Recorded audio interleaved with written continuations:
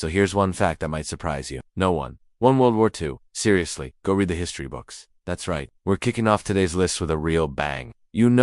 Because nothing says good neighborly relations like a good old-fashioned rumble in the jungle. Now you're probably wondering, why were these guys fighting? Well, to put it simply, they were having a heated debate over who owned a single wooden bucket. So what's the lesson here? Don't mess with people's buckets. He noticed a small patch of potatoes and decided to feed his pig. Upon seeing the pig feasting on us soil, Cloud demanded that Cutler remove his British livestock immediately. Despite the pig's apparent enjoyment of its meal, Cutler refused, citing the lack of a fence to indicate where American land began. Cloud, however, remained adamant and threatened to shoot the animal if it didn't leave within the hour. During World War I, Australia found itself engaged in a strange and unusual battle against the mighty emu. Armed with Lewis guns, they aimed to decimate the bird population and put an end to their destructive ways. However, the emus proved to be remarkably adaptable and quick learners. Each time the soldiers approached, the birds would flee, only to return as soon as the danger passed. During the ensuing battle, a Spanish sailor managed to board the British ship and brutally murdered Lieutenant Robert Jenkins, cutting off his ear to commemorate the event. For the next 9 years, the severed ear became a symbol of humiliation and a rallying cry for the British as they waited for their chance to exact revenge. Their ability to anticipate the soldiers' movements and regroup quickly made them formidable opponents. The tale of the War of Jenkins' Ear is a fascinating example of how personal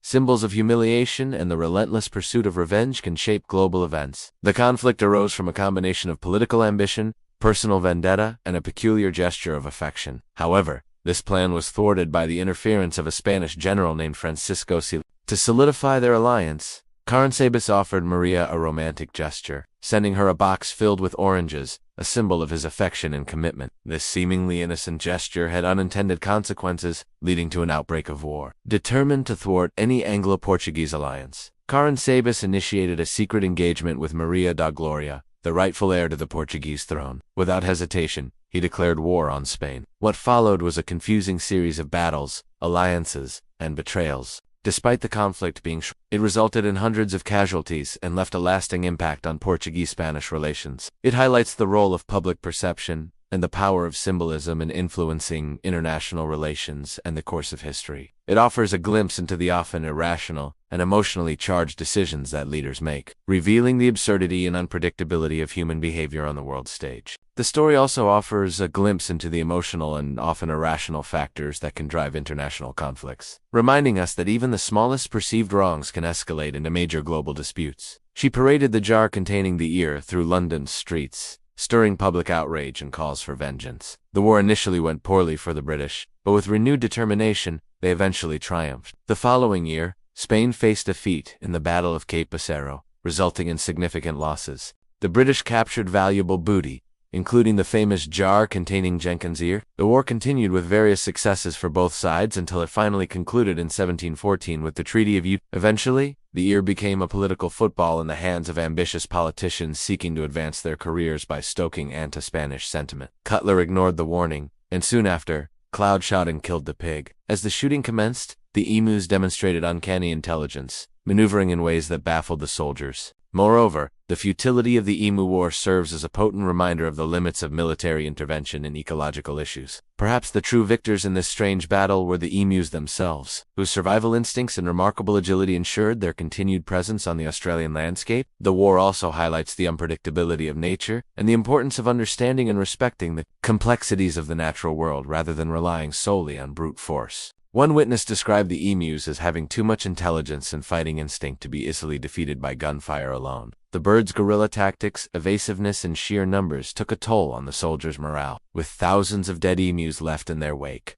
the government recalled the troops, citing the need to conserve ammunition for the war effort. The emu war ended without a clear victor, cementing its place in history as one of the strangest military campaigns ever undertaken. Little did he know that this innocent act would soon turn into a full-blown international crisis and potentially spark a war between two great powers. A crowd of pro-British individuals rallied together, demanding justice for the slain porker. On June 15th, an official British protest was delivered to the U.S. authorities, seeking compensation for the pig's death. When negotiations failed, the British dispatched the HMS Tribune to the island, escalating tensions further. By August, both Britain and America had stationed troops on San Juan Island, with each side suspicious of the other's intentions and ready to defend their turf. The situation grew increasingly tense as the possibility of armed conflict loomed over the island. Well, maybe not that simple, but perhaps a bit of humility and healthy dose of perspective could help diffuse such conflicts before they escalate into full-blown wars. Okay, you might be thinking this has to be some kind of joke, but no, this was a full-blown medieval conflict with both sides forming alliances,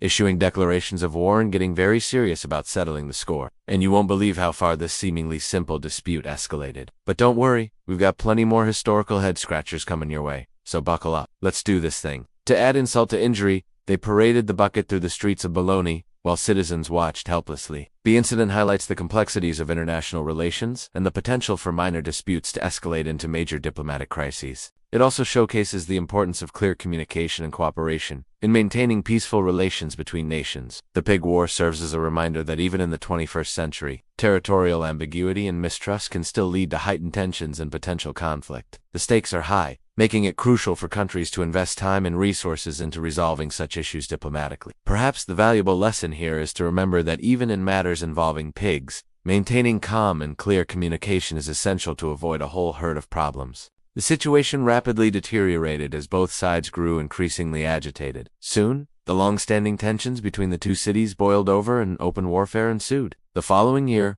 Bologna assembled an army determined to reclaim their stolen property. Led by the noble family, the Bentivoglio, the Bolognese charged into battle, ready to restore their honor. However, Modena was well prepared for the confrontation, and the result was a decisive victory for the defending side. In 1325, the Italian city-states of Bologna and Modena went to war. They continued to seek allies and support, aiming to assemble a force capable of reclaiming their stolen bucket. Meanwhile, Modena tightened its grip on the contested item, making sure Bologna wouldn't have it so easily. As tensions continued to rise, both sides prepared for a new wave of hostilities. And there you had it, the Great Bucket War of 1325.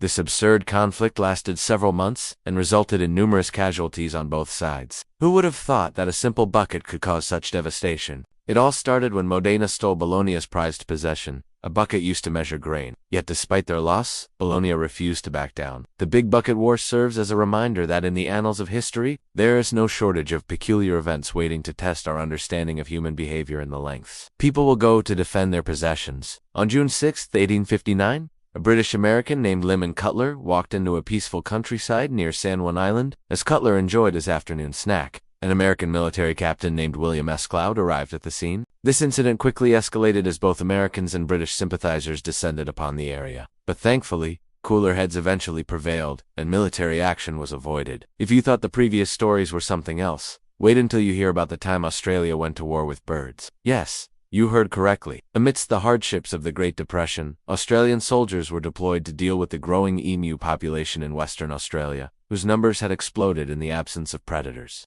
To make matters worse, the emu's thick plumage provided an unexpected level of protection, deflecting bullets and reducing their effectiveness. From this peculiar conflict, we learn that sometimes our plans can backfire spectacularly when we underestimate the intelligence, adaptability, and resilience of nature. In 1704, the British Navy encountered a Spanish galleon off the coast of Morocco. Jenkins' widow kept the ear preserved in a jar, ensuring its freshness and using it to sway public opinion against Spain. Finally, in 1711, the moment arrived. Britain declared war on Spain, initiating a conflict known as the War of Jenkins' Ear. This treaty brought Spain's involvement in the war to an end, and secured peace between the two nations. The War of the Oranges was a brief but bizarre military campaign that occurred in Portugal in 1826. At the time, the ruling monarch of Portugal, King John VI, sought to legitimize his claim to the throne by marrying his mistress, Carlota Joaquina of Spain. As part of his plan, he arranged for her to marry an Austrian archduke, hoping to secure Austria's support for her claim. When John VI received word of the engagement and the mysterious box of oranges, he saw it as a threat to his power and a personal insult. Ultimately,